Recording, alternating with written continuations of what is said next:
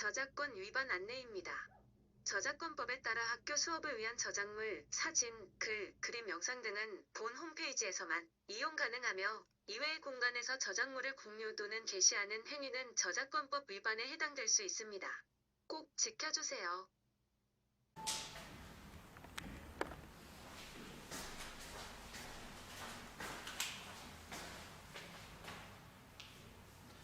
자, 통합사의 5번째 시간입니다. 자, 오늘 우리는 지난 시간에 이어서 행복이라고 하는 것에 대해서 계속해서 한번 살펴보도록 하겠습니다. 자, 먼저 우리가 지난 시간에 배웠던 행복. 자, 행복이 뭐였죠? 행복의,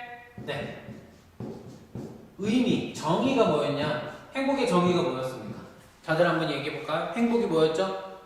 행복, 그렇죠. 생활에서. 자, 인간이 생활 속에서 충분한 만족감과 기쁨을 느끼어. 그쵸? 자, 어떤 상태? 흐뭇한 상태. 자, 얘를 우리가 뭐라고 불렀다? 행복이라고 불렀습니다. 그쵸? 자, 그러면 언제 또는 어떻게 행복을 느끼는가?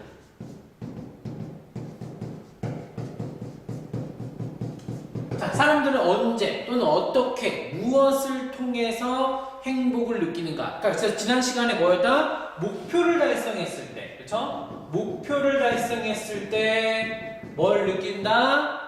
충분한 만족감과 기쁨을 느끼는 사람들이 있고요. 자, 가족의 화목, 맞죠? 가족이 화목한 상태일 때 충분한 기쁨과 만족감을 느끼는 사람들이 있고요. 자, 그 다음에 자기 만족과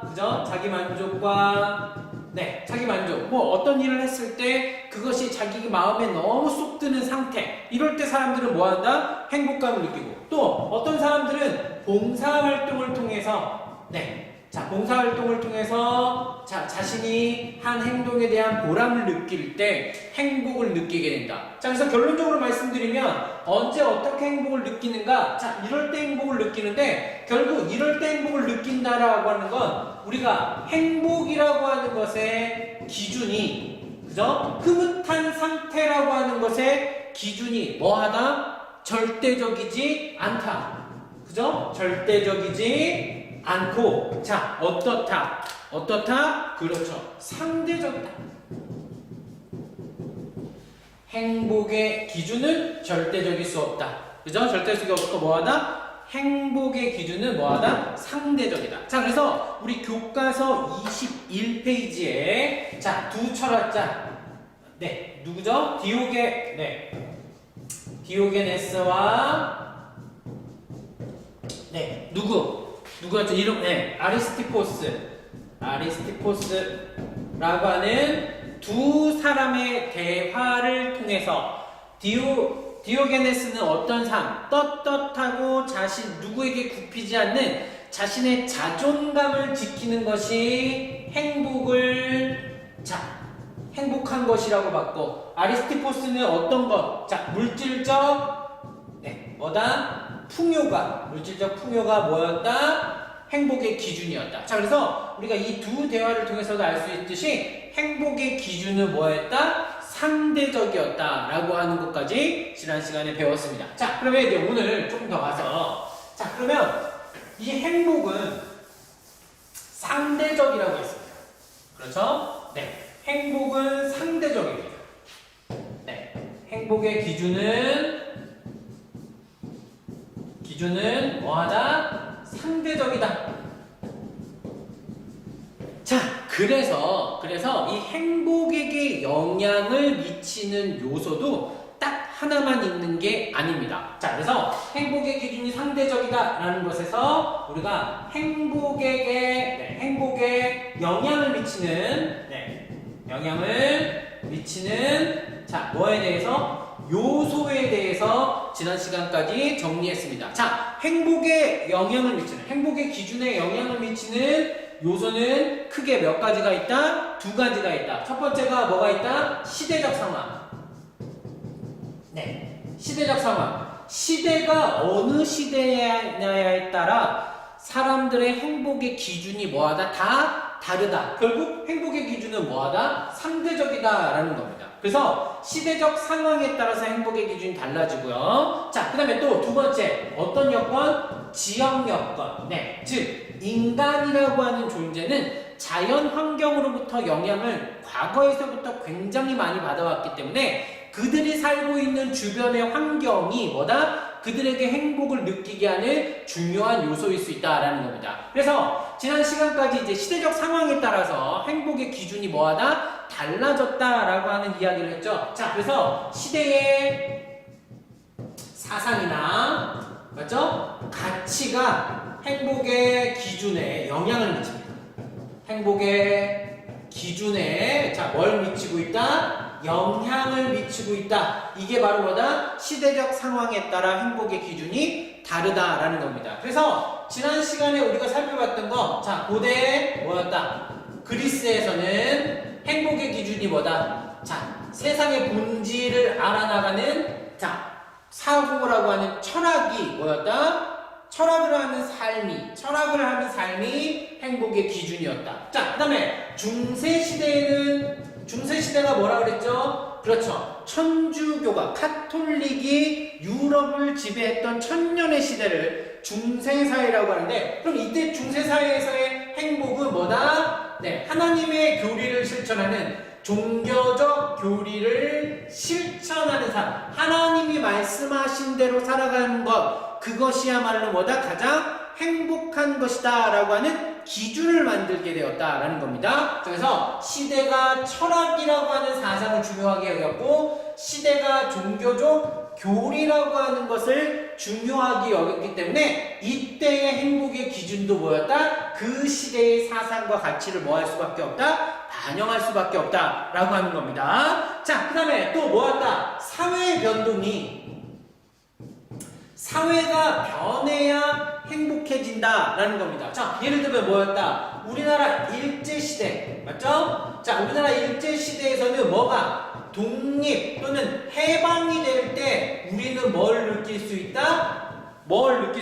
행복해질 수 있다라고 한 겁니다. 자, 그래서 교과서 22페이지에 보시면 스스로 탐구하기라고 하는 활동의 왼쪽에 지금은 남의 땅 빼앗긴들에도 봄은 오는다라는 시를 통해서 이 시인은 독립된 세상, 해방된 세상, 일제로부터 해방된 세상이 와야 우리의 진정한 행복이 뭐 할 수 있다? 생길 수 있다라고 본 거죠. 그래서 시대가 변해야 뭐가 될 수 있다? 행복해질 수 있다. 그래서 사회 변동도 뭐가 된다? 행복의 기준. 즉, 사회가 변동해야 된다는 사상과 가치가 뭐였다? 행복의 기준일 수 있다라는 겁니다. 자, 그 다음에 또 사례로 뭐가 나왔어? 네, 산업화 시대. 네, 그 옆에 교과서 22페이지에 스스로 탐구하기에 나오는 나시가 바로 그겁니다. 즉, 산업화 시대에서는 뭐다? 물질적 풍요가 뭐였다? 행복의 기준이었다. 자, 그래서 사회 변동이 뭐다? 행복의 기준이다라는 겁니다. 그래서 시대적 상황에 따라서 행복의 기준이 바뀌고 있다라고 하는 것까지 우리가 살펴보았습니다. 됐죠? 자, 그 다음에 지역적 여건입니다. 자, 지역적 여건은 크게 제가 아까 말씀드렸죠? 이 지역적 여건이라고 하는 건 뭐다? 인간은 지구상에서 존재하는 한 환경의 영향을 안 받을 수밖에 없다. 즉, 환경에 의해서 인간은 많은 영향을 받기 때문에 내가 살고 있는 곳에서의 주변의 결핍이, 주변에 뭔가 없는 것이 해소되고 충족되어질 때 뭐 할 수 있다? 인간은 행복을 느낄 수 있다. 자, 그래서 자연 환경이 인간에게 영향을 주었기 때문에 인간의 행복에는 이런 지역의 여건이 매우 영향을 많이 미쳤습니다. 자, 그래서 지역 여건으로서는 두 가지를 볼 수 있는데요. 하나는 자연 환경이에요. 네. 자연 환경이라고 하는 것이 행복에 영향을 주었습니다. 자, 예를 들면 사막 지역 같은 경우는 뭐가 제일 부족해요? 물이 부족하죠? 자, 그래서 깨끗한 물을 깨끗한 물을 우리가 이 사막 지역에 있는 사람들이 가지면 그 사람들은 그 자체가 뭐예요? 충분한 만족감과 기쁨을 느끼는 상태가 된다는 겁니다. 자, 그래서 이 사막 지역이라고 하는 자연환경, 즉 기후라고 하는 거하고요, 네, 지형이라고 하는 이 자연환경이 사람들의 행복의 기준을 설정하는데 큰 영향을 미쳤고, 그 대표적으로 사막 지역에서 깨끗한 물을 얻었을 때 사람들은 행복을 느낀다라는 겁니다. 자, 이런 얘기가 또 뭐 있어? 북유럽 사람들. 자, 북유럽은 뭐예요? 네, 일조량이 매우 부족합니다. 자, 그래서 햇빛을 많이 확보했을 때 뭐다? 그들이 행복감을 느끼는 겁니다. 그래서 우리 보통 5월, 6월, 7월 이럴 때 유럽이나 북유럽 쪽을 가게 되면 해만 떴다 하면 사람들이 뭐예요? 모두 일광욕을 즐기고 있는 거죠. 그래서 우리가 그런 모습을 볼 때마다 문화적 차이에 의해서 당황하지만 그들은 그런 햇빛을 자주 볼 수 없다는 겁니다. 그러니까 햇빛 비치는 것 자체가 그 사람들을 가장 만족감과 흐뭇한, 기쁨을 느끼게 하는 흐뭇한 상태가 될 수 있다는 거죠. 그래서 우리가 알 수 있는 건 자연환경이라고 하는 것이 행복의 기준에 많은 영향을 미치고 있다는 겁니다. 자, 그 다음 두 번째, 자, 무슨 환경? 인문환경이에요. 인문환경. 네, 인문환경을 크게 종교가 있고요. 네, 종교. 자, 그 다음에 또 뭐가 있어요? 산업이 있고요. 네, 그 다음에 뭐가 있어요? 문화가 있습니다. 자, 즉 종교, 산업, 문화를 우리가 인문환경이라고 부르는데, 이런 인문환경도 뭐예요? 사람들의 행복의 기준을 설정하는데 중요한 역할을 했다라는 겁니다. 자, 먼저 종교는 이슬람교, 네, 기독교, 네, 불교. 자, 이런 종교들이 있는데 이 종교들에서 요구하는 그런 교리의 삶을 살아가는 것을 매우 만족하고 흐뭇하게 여기는 사람들이 있습니다. 네, 그래서 이런 종교가 뭐예요? 행복의 기준에 아주 중대한 영향을 미칩니다. 그래서 내가 기독교에서 예수님이 말씀하신 대로 살면 그것에 대해서 뭐예요? 나는 나 스스로에 대해서 만족감과 기쁨을 느껴서 흐뭇한 상태가 될 수 있다는 겁니다. 그래서 이런 종교적 교리를 실천할 수 있는 것, 즉 종교도 뭐다? 종교라고 하는 인문 환경도 자신에게 행복의 기준에 영향을 미친다라고 볼 수 있습니다. 자, 그 다음에 산업이라고 하는 것도 행복의 기준에 영향을 미치는데요. 자, 예를 들어 볼게요. 우리 벼농사 있죠? 벼농사. 네, 이 벼농사에서 가장 중요한 게 뭐예요? 물이에요. 그래서 물을 끌어오는 관계시설을 확충하는 게 아주 중요합니다. 그죠? 근데 이 관계시설은 어떻게 형성될 수밖에 없어요? 이건 여럿이 같이 작업을 해야 됩니다. 여럿이 같이 작업을 하지 않으면 어떻게 돼요? 이 관계시설을 확충할 수 없죠. 그래서 관계시설은 공동체 작업을 기본으로 합니다. 그래서 벼농사 지역에서는 자, 뭐예요? 공동체 문화라고 하는 게 강하게 형성돼요. 그죠? 공동체 문화라고 하는 게 강하게 형성되고, 자, 그러면서 뭐예요? 이 사람들은 이 공동체가 뭐 되는 거? 공동체가 깨지지 않고 유지되는 것 자체가 뭐예요? 행복입니다. 맞죠? 그래서 이 벼농사를 주로 짓던 이 아시아 지역에서는 국가가 망하는 것 자체를 뭐라고 봐요? 자신이 망하는 것처럼 느낍니다. 오케이? 자, 그렇게 된 이유는 바로 이 벼농사라고 하는 산업이 뭡니까? 공동체 문화를 형성했고, 그 공동체의 유지가 사람들에게 무엇으로? 행복으로 다가오는 거고, 그 국가를 유지하는 것 자체가 사람들은 만족과 기쁨을 느끼게 되는 상태라는 겁니다.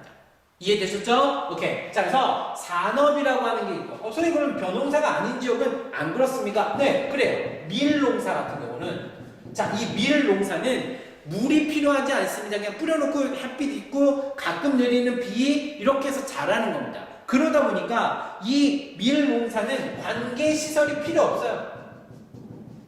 네, 관계시설이 필요 없고, 그러다 보니까 뭐예요? 공동체 작업이라고 하는 것 자체가 없습니다. 그래서 오히려 뭐예요? 개인적인 뭐예요? 생활 방식이, 왜? 그냥 밀을 자기 땅에 심어놓고 누구든 와서 방해만 안 하면 된다는 겁니다. 그죠? 그럼 밀은 알아서 잘 자라는 거고, 잘 자란 밀을 베어서 뭐예요? 잘 팔면 되는 거죠. 그러니까 그러다 보니까 뭐예요? 주변의 사람들과의 관계를 유지하기보다 자기에게 주어진 그 땅에서의 밀 농사를 잘 지키만 하면 되는 거죠. 그런 생활 방식이 개인적 생활 방식으로 유지되게 되었고, 그래서 뭐예요? 개인이 중요하게 된 거예요.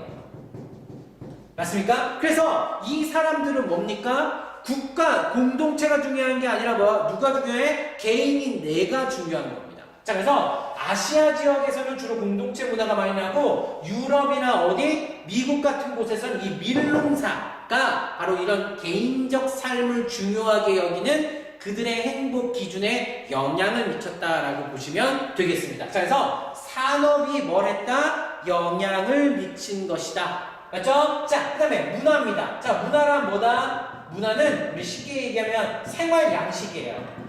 한번 보세요.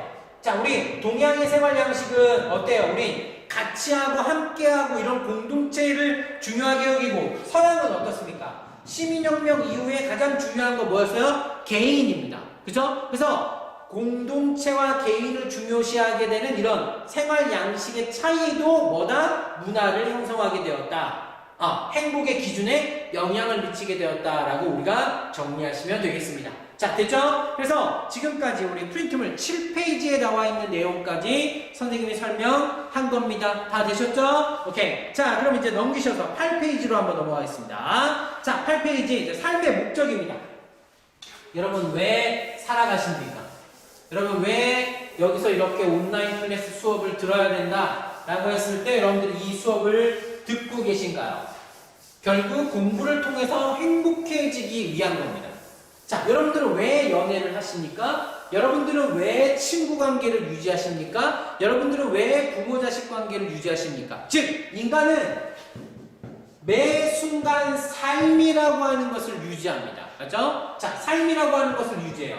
그럼 이 삶을 유지하는 목적, 여러분들이 살아가는 목적이 뭐예요? 행복입니다. 그죠? 행복해지려고 하는 겁니다. 연애를 하는 것도 뭐예요? 행복해지려고 하는 거고, 공부를 하는 것도 뭐예요? 행복해지려고 하는 거고, 대학에 가려고 하는 것도 뭐예요? 행복해지려고 하는 거고, 자, 게임을 하시는 이유도 뭐예요? 행복해지려고 하시는 겁니다. 맞죠? 자, 그래서 우리가 이 행복이라고 하는 것에 행복해지려는 것이 자, 뭐의 목적이다? 인간의 삶의 목적이다 라는 겁니다. 자, 그러면 여기에서 이제 우리가 행복해지려고 하는 겁니다. 그죠? 행복해지려고 하는 겁니다. 맞죠? 자, 그럼 행복해지려고 하는 건데, 이 행복해지려고 할 때에도 뭐다? 아무렇게나 행복해지면 안 된다라는 겁니다. 자, 그 대표적인 사례가 뭐가 있냐면요. 교과서 25페이지에 잠깐 그 밑에 신문을 통해 보는 사회 한번 보겠습니다. 자, 이거 무슨 내용이냐면 복권 당첨에 대한 이야기입니다. 네, 복권 당첨. 자, 여러분, 복권이 여러분들이 당첨되셨습니다. 그럼 뭐예요? 갑자기 엄청나게 많은 돈이 있죠? 맞죠? 돈이 생기는 거죠? 그럼 여러분들이 이 돈을 엄청나게 많이 벌면 행복해질까요?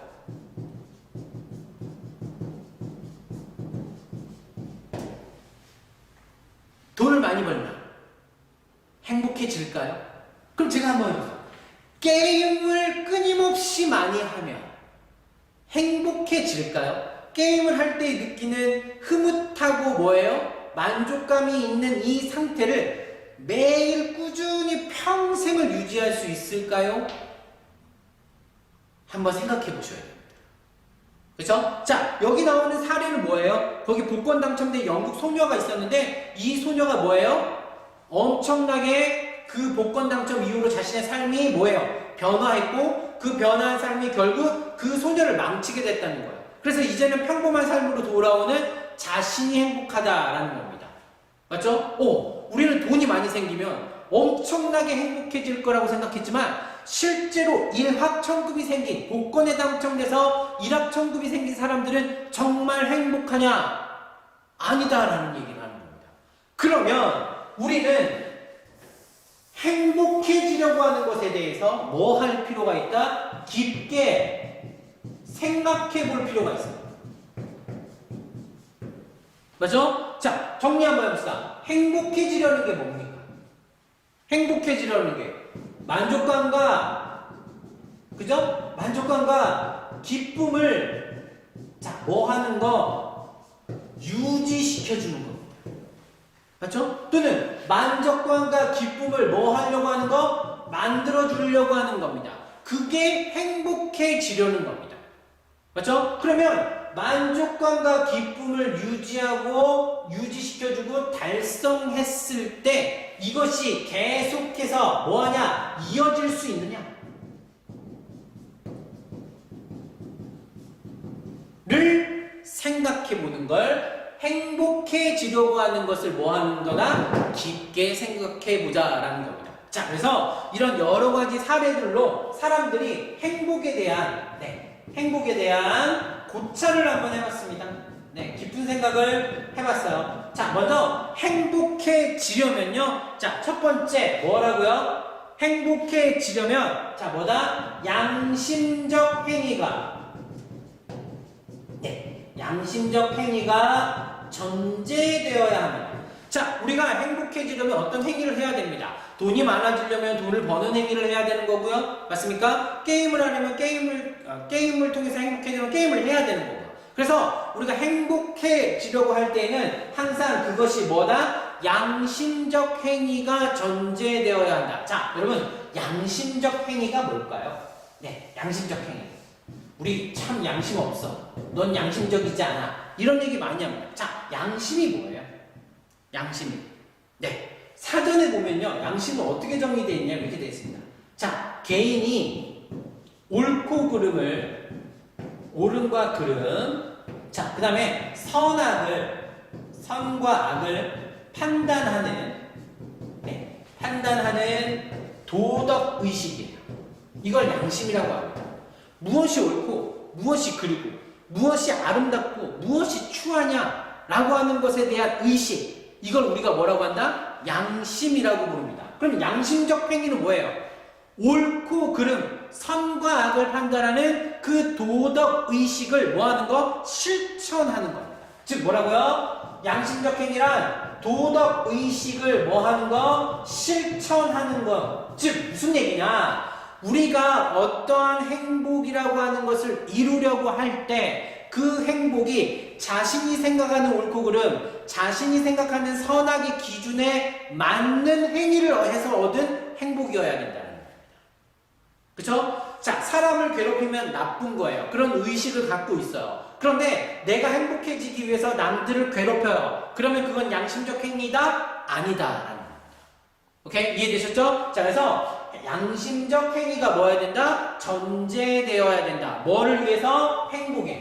행복에는 뭐가? 양심적 행위가 뭐가 되어야 된다? 전제되어야 된다라고 하는 걸 기억하셔야 됩니다. 자, 그러면 무엇이 옳고 무엇이 추하고 아름다우냐? 얘는 뭘 통해서? 교육을 통해서 알 수 있습니다. 그쵸? 그래서 여러분들이 뭐예요? 공부를 하면 행복해지는 이유가 뭐다? 여러분들이 양심적 행위를 뭐 할 수 있다? 할 수 있는 것을 학교가 가르쳐 주는 거죠. 그래서 무엇이 옳고 무엇이 그른지, 무엇이 추하고 무엇이 아름다운지를 뭐 한다? 알고 거기에 맞춰서 뭐 하는 거다? 행동해야 그것이 진정한 뭐다? 행복이다 라고 하는 겁니다. 이해되셨죠? 그래서 첫 번째, 행복엔 양심적 행위가 전제되어야 되고요. 자, 그 다음 두 번째. 자, 행복이라고 하는 것은, 자, 여러분, 우리 행복이 뭐였어요? 네. 행복의 기준은 뭐였다? 우리 배웠죠? 상대적입니다. 맞습니까? 행복의 기준은 상대적이니까, 자, 뭐예요? 행복해지려면 뭐예요? 타인과 비교를 하면 안 됩니다. 쟤는 저렇게 많이 가졌네. 나는 요만큼밖에 없네. 충분히 먹고 살 수 있는, 내가 갖고 있는 요만큼으로 충분히 먹고 살 수 있고 생활을 윤택하고 즐겁게 할 수 있음에도 불구하고 타인이 엄청나게 많이 가진 걸 비교함으로써 나 스스로가 뭐예요? 초라하게 만든다. 그건 행복이 아니라는 겁니다. 됐죠? 자, 그래서 행복의 기준은 상대적이기 때문에 행복을 뭐예요? 행복의 크기, 행복이라고 하는 기준을 타인과 비교할 필요가 없다.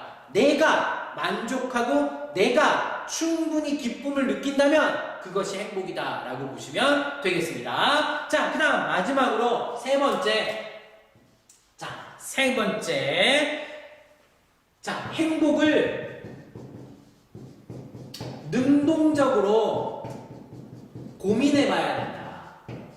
자, 행복을 능동적으로 고민해 봐야 된다. 이게 도대체 무슨 얘기냐? 이겁니다. 행복을 능동적으로 공부한다는 건 현재는 궁핍해요. 예를 들어서 현재는 내 생활이 경제적으로 궁핍해요. 자, 그런데 미래에 뭐예요? 풍요로워졌어요. 맞습니까? 이렇게 됐을 때 행복할까? 라고 생각하는 걸 우리가 뭐다? 능동적으로 고민하는 거다 라고 얘기하는 겁니다. 자, 그래서 행복이라고 하는 건 내가 지금 뭔가 부족한 상태야, 내가 뭔가 결핍이 있는 이 상태를 내가 이렇게 충족시키기 위해서 내가 막 무엇들을 하고 막 이런 것들에 대해서 생각했을 때 그런 과정, 그렇게 해서 얻어진 결과, 그때 나의 모습, 그게 난 정말 행복한 걸까? 라고 하는 고민을 해야 됩니다. 왜? 결국 인간은 행복을 위해서 살아가기 때문에 이런 능동적인 고민, 내가 지금 부족한 것을 채우는, 맞습니까? 그 과정에서 어떤 행위들을 했을 때 그것이 만들어내는 결과가 나를 정말 만족감과 기쁨의 상태로 유지시킬 수 있느냐를 미리 고민하고 적극적으로 고민해야 내가 그런 행동을 했을 때 정말로 그게 행복해질 수 있는 거고, 만약에 그렇게 됐는데 내가 행복하지 않다, 그럼 뭐다? 내가 이런 행동을 하지 말아야 되는구나. 왜? 인간은 행복을 위해서 뭐 할 수밖에 없기 때문에 행동할 수밖에 없어요. 그 행동을 하기 전에 여러 가지 것들을 깊이 있게 생각해 봐야 된다는 거고, 그걸 교과서에서 뭐라고? 능동적 고민이다 라고 표현하고 있는 겁니다. 맞죠? 자, 그래서 그 대표적인 사례가 뭐가 있냐면 교과서 26페이지에 보시면, 네, 여러분 우리 마이다스 많이 들어보셨죠? 네, 미다스의 왕과 관련된 내용입니다. 자, 신이 소원을 말해봐라 그랬더니 미다스가 뭐라고 불러요? 제가 부자가 되게 해주세요. 제 손이 닿은 모든 것을 뭐예요? 황금으로 볶아주세요. 이것도 황금, 이것도 황금. 그래서 국민들 모두 내가 만지는 게 모두 황금이면 우리 백성들이 모두 행복할 거야 라고 하는 겁니다. 그렇게 생각했다면 내가 지금 사람들을 부자로 만들어줄 수 없기 때문에, 내가 지금 부자가 될 수 없기 때문에 내가 부자가 될 수 있는 방법, 그것만 내가 손에 넣으면 난 행복할 거야 라고 생각한 거죠. 맞습니까? 그래서 신이 물어봤고 신에게 요청한 거예요. 그래서 모든 것들을 만지면 뭐예요? 황금이 될 수 있는 능력을 가졌어요. 그런데 뭡니까? 자기가 너무나도 사랑하는 딸을 만져버린 거죠. 그래서 뭐가 된 거야? 그 딸이 황금으로 변한 겁니다. 맞습니까? 행복한가요? 자신의 딸이 황금으로 변해서 더 이상 그의 따뜻한 체온을 느낄 수 없는, 그 자식의 따뜻함을 느낄 수 없는 이런 상태를 행복한 거냐? 지금 내가 결핍되어 있는 것이 과연 채워졌을 때 나는 그것이 행복하다고 생각할 수 있느냐? 미다스가 능동적으로 행복에 대해서 고민했다면 이런 일은 없었다라는 겁니다. 그래서 행복을 어떻게 해야 된다? 능동적으로 고민해야 된다. 무엇이 진정한 행복이냐? 무엇이 진정으로 나에게 만족감과 기쁨을 주는 행복 상태이냐를 우리는 끊임없이 고민해야 된다라는 겁니다. 이해되셨죠? 자, 이렇게 해서 우리 교과서 26페이지까지 프린트물 8페이지까지 나오는 내용을 다 정리해서 행복까지 정리를 했고요. 자, 다음 시간에는 우리 교과서 28페이지부터 나오는 행복한 삶의 조건, 네, 마지막으로 1단원 영상에서 선생님하고 만나도록 하겠고요. 그 다음 시간에 영상을 찍고 나면 그 다음부터는 조아라 선생님께서 아마 여러분들을 찾아뵙게 될 겁니다. 자, 여기까지 오시느라고 고생이 많으셨고, 마지막, 행복한 삶을 위한 조건. 자, 우리가 정리해야 될 것들이 좀 많으니까 그때까지 좀 힘내셔서 잘 따라와 주시기 바랍니다. 자, 오늘 강의 들으시느라고 고생 많이 하셨습니다. 수고하셨습니다.